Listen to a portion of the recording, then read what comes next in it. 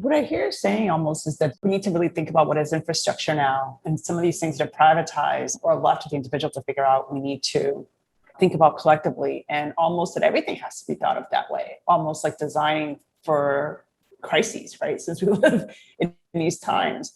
Is that what you're saying? In a way, I'm saying we have gotten away so far as kind of global populations, human beings, for a very long time without asking the what if questions enough. It's like during the 70s and 80s when we went and built a large number of nuclear facilities around the world, but didn't ask the basic question, what happens to the waste? And can we handle the waste? Or can we handle the waste safely? What happens if we have multiple kinds of catastrophic breakdowns in these kinds of facilities? Do we have the capability of dealing with them safely? So we've seen Fukushima, we've seen Three Mile Island, we've seen Chernobyl, and these are like poster children. And if you look at all of those, it's sometimes very simple problems in them that no one had stopped to either ask the question, this could happen. How do we deal with this eventuality?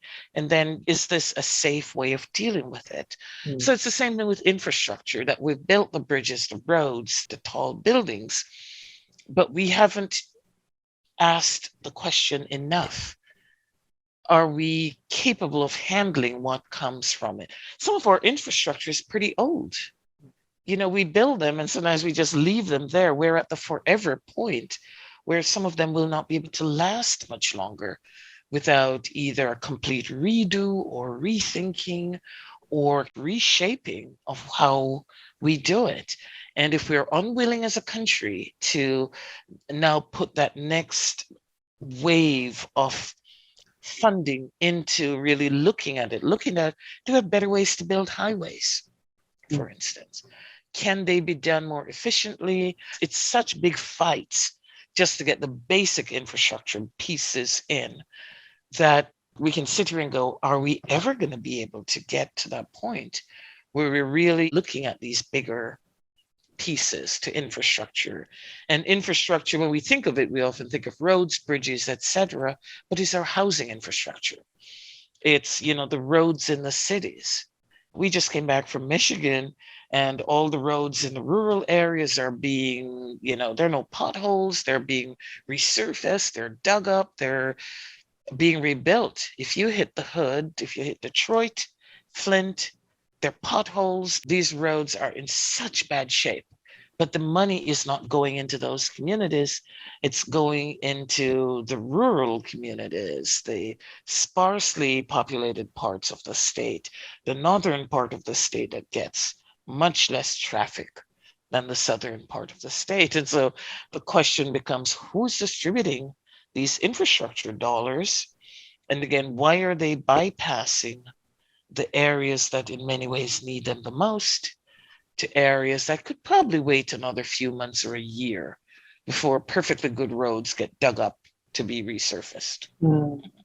Yes, I was interviewing Congresswoman Ayanna Pressley yesterday, talking about infrastructure because that's something that she's really trying to move through, and talking about how it's all about the infrastructure and the budget right now, because so many of our challenges in the communities of color and poor communities that's where we have the level of impact.